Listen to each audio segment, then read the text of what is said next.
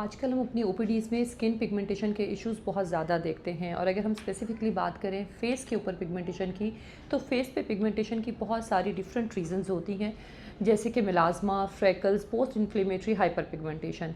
मिलाज़मा इन सब में बहुत ही कॉमन स्किन कंडीशन है। बेसिकली मिलाज़मा कहते किसको हैं? मिलाज़मा हम उस कंडीशन को कहते हैं जिसमें चेहरे के ऊपर ब्राउन ग्रे कलर के पैचेस आना शुरू हो जाते हैं। यूजुअली जो प्रोमिनेंट एरियाज़ होते हैं हमारे फेस के, जैसे कि नोज़ है, चीक्स है, फोरहेड है और अपर लिप्स है, यहाँ पर अगर ब्राउन और ग्रे कलर के पैचेस आना शुरू हो जाए तो उसको हम मिलाज़मा कहते हैं। मिलाज़मा को आम अल्फाज में छाइयाँ भी कहा जाता है और कुछ लोग इसको फ्रेकल्स के साथ भी कंफ्यूज करते हैं, जबकि फ्रेकल्स और मिलाज़मा दो डिफरेंट कंडीशंस हैं। इसका डिफरेंस इसलिए जानना ज़रूरी है कि दोनों का ट्रीटमेंट बहुत ही डिफरेंट है। फ्रेकल्स हम उस स्किन कंडीशन को कहते हैं जब चेहरे के ऊपर आपके ब्राउन टिल आना शुरू हो जाते हैं और इनकी वजूहात मिलाज़मा की वजूहात से डिफरेंट होती हैं। फ्रेकल्स यूजुअली उन लोगों के अंदर आते हैं जिनके अंदर जेनेटिक ससेप्टेबिलिटी होती है, या धूप की वजह से, जिनका सन एक्सपोजर टाइम बहुत ज़्यादा होता है, और तीसरा न्यूट्रिशनल डेफिशिएंसीज़ की वजह से।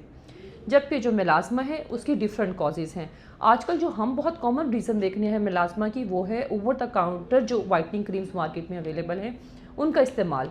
मार्केट में जितनी भी over the counter whitening creams available हैं उनके अंदर पोटेंट स्टेरॉइड्स होते हैं और हार्मफुल केमिकल्स होते हैं, जैसा कि मरकरी।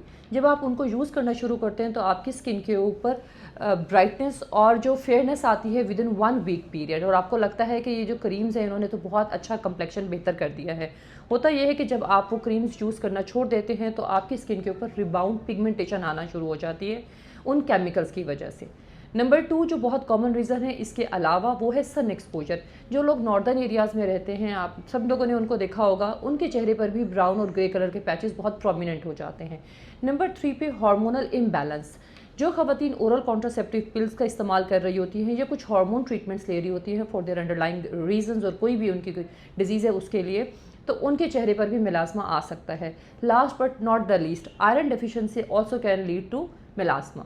अब अगर हम इसकी मैनेजमेंट की तरफ आएँ तो सबसे पहले ये ज़रूरी है कि हम ये डायग्नोस करें कि मिलाज़मा किस वजह से हो रहा है। अगर तो वो आयरन डेफिशिएंसी एनीमिया की वजह से है तो हम आयरन डेफिशिएंसी एनीमिया को भी करेक्ट करेंगे, साथ साथ हम इसके टारगेटेड ट्रीटमेंट भी करेंगे। इसके टारगेटेड ट्रीटमेंट में सबसे नंबर 1 जो आता है वो आता है सन ब्लॉक लगाना। सन ब्लॉक का रेगुलर इस्तेमाल मिलाज़मा को कम करने में हेल्प करता है। नंबर 2, ऐसी बहुत सारे सीरम्स और क्रीम्स मार्केट में अवेलेबल हैं जो आप यूज़ कर सकते हैं, जैसे कि vitamin C serum, niacinamide, tranexamic serum. ये सीरम आपकी पिगमेंटेशन को रिड्यूस करता है। अगर कुछ हम प्रोफेशनल ट्रीटमेंट्स की बात करें तो इसमें मीज़ोथेरेपी सबसे टॉप पे आती है। मीज़ोथेरेपी में हम ये करते हैं कि जो मेडिसन है वो उस लेवल तक लेके जाते हैं जहाँ पर पिगमेंटेशन होती है स्किन के अंदर। उससे 3 से 4 सेशंस के अंदर अप्रॉक्सीमेटली 80% आपका मिलाज़मा बेहतर हो जाता है। इसके अलावा पीको लेज़र भी एक बहुत अच्छी ऑप्शन है मिलाज़मा को कम करने के लिए है।